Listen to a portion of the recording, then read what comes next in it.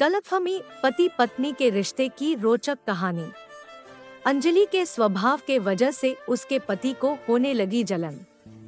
मैं अंजलि हूँ और बड़ी जिंदा दिल, हंसमुख और मोहफट हूँ। मेरे घर में भी ऐसे ही मुझे रखा गया जैसी मैं थी।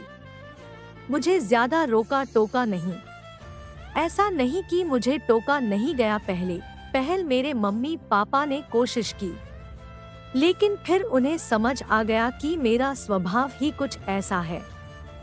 इस स्वभाव के चलते मेरे कई दोस्त भी बने। लड़कियां तो कम थी, लड़के ज्यादा। मेरी माँ को मेरी चिंता रहती है कि कल को ससुराल जाएगी तो वहाँ क्या गुल खिलाएगी। पर मेरे पापा कहते हैं जो होगा अच्छा ही होगा, ऊपर वाले ने इसके लिए भी कुछ सोचा ही होगा।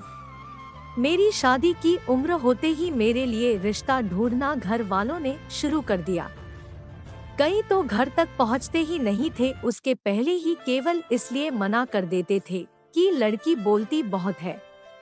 अब बताओ भला यह भी कोई कारण हुआ किसी को रिजेक्ट करने का? लेकिन मुझे इन सब बातों से कोई फर्क नहीं पड़ता है। मैं अपनी लाइफ में खुश हूँ। बोले तो बिंदास। अब मैंने सुना कि एक लड़का घर तक पहुंच गया, मतलब वो देखने आने वाला है। रविवार को देखने आने वाले ओमा ने मुझे पहले ही कड़ाई के साथ बोल दिया है कि मैं अपनी हंसी और बातों पर कंट्रोल करके रखूं।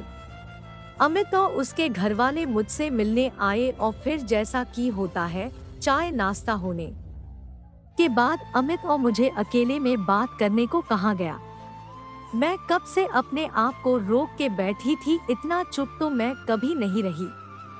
फिर क्या था, जैसे ही वो आए मैंने बोलना चालू। मैंने सब पूछ लिया जो मेरे मन में था। कितना कमाते हो, घूमने का शौक है कि नहीं?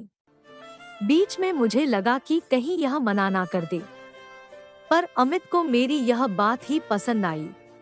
घर वालों ने शादी करा दी। अमित बड़ी सिटी में रहते हैं, वही अच्छी जॉब है, इसलिए शादी के 1 महीने बाद मैं भी वही चली गई।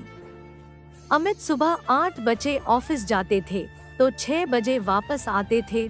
ऑफिस के सारे उनके फ्रेंड एक दिन हमारे यहाँ खाने पर आए।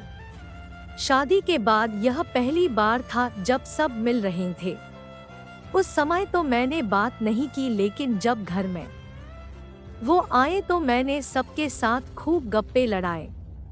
अमित के बारे में पूछा।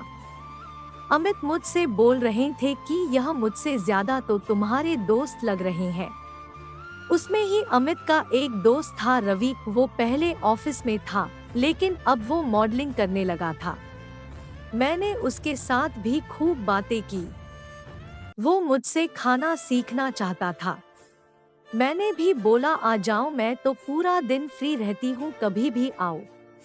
अमित सुबह जब ऑफिस गए तब रवि अगले दिन सच में खाना सीखने आ गया।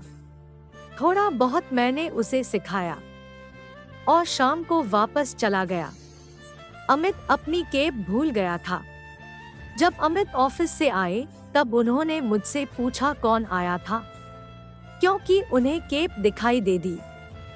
मैंने बोला अमित कल खाना सीखने को बोल रहा था, आज आ गया, अभी तुम्हारे आने के पहले गया है। उनका चेहरा थोड़ा उतरा। वो बोले अच्छा, इतना रुका तो मुझसे भी मिल ही लेता।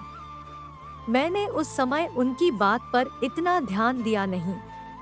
अगले दिन जब वो ऑफिस से आए तो अमित घर पर ही था। अमित उनसे मिले, उनकी कुछ बातें हुई। जब वो गया तब वो बाथरूम में फ्रेश होकर आए और जैसी कि मेरी आदत थी मैं पूरी दिन की कहानी बड़बड़ करके उनको बता रही थी। एकदम से वो मुझ पे जोर से चिल्लाए, बोले चुप भी रहा करो, इतना बकवास करती हो, ऑफिस से काम करके आता हूँ, तुम्हारी तरफ मजे नहीं करता घर पर। ऐसा गुस्सा मुझ पर कभी किसी ने नहीं किया था, मेरे पापा ने भी नहीं। मेरी आवाज बंद हो गई और आंसू शुरू हो गए। मुझे समझ नहीं आया कि उन्हें किस बात इतना गुस्सा आया। हम दोनों में बात बंद हो गई। अगले दिन मैंने मम्मी को सारी कहानी सुनाई क्योंकि मुझे नहीं पता था कि मैंने क्या किया जो इतना शांत रहने वाले अमित भी मुझ पर भड़क गए। मम्मी ने मुझे जोरदार डांट लगाई और बोला, तुझे रवि को घर बुलाने की क्या जरूरत थी? मुझे समझ नहीं आया। माँ बोली कि बेटा वो अभी तुझे पूरी तरह जानता नहीं है और वो तेरा पति है।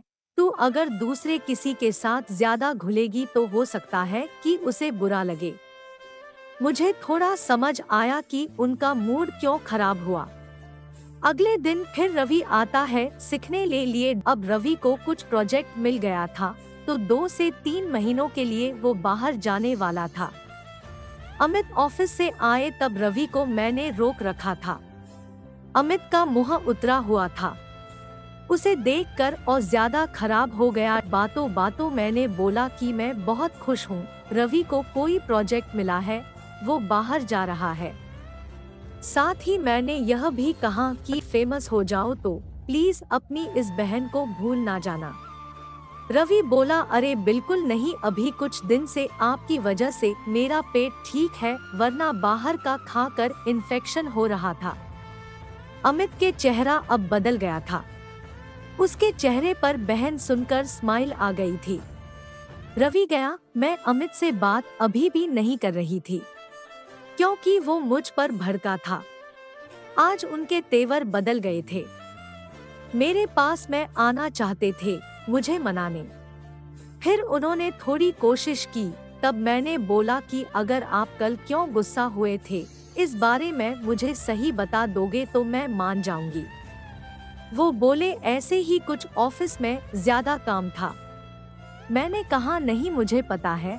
वो बोले, क्या? मैं बोली, पति पत्नी का रिश्ता विश्वास और भरोसे का है।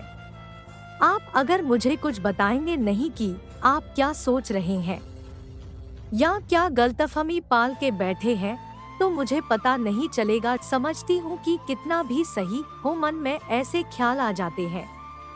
आपकी जगह मैं होती तो शायद वही सोचती जो आपने सोचा। लेकिन हम बात करके एक दूसरे को समझ के सब बातें सॉल्व कर सकते हैं। उनके चेहरे पर एक बड़ी स्माइल थी। अब वो मुझे ज्यादा समझदार समझने लगे। गलतफहमी एक बड़ी वजह है पति पत्नी के रिश्ते को कमजोर करने की। बात करिए, बात ही बिगड़ी बात फिर बना सकती है।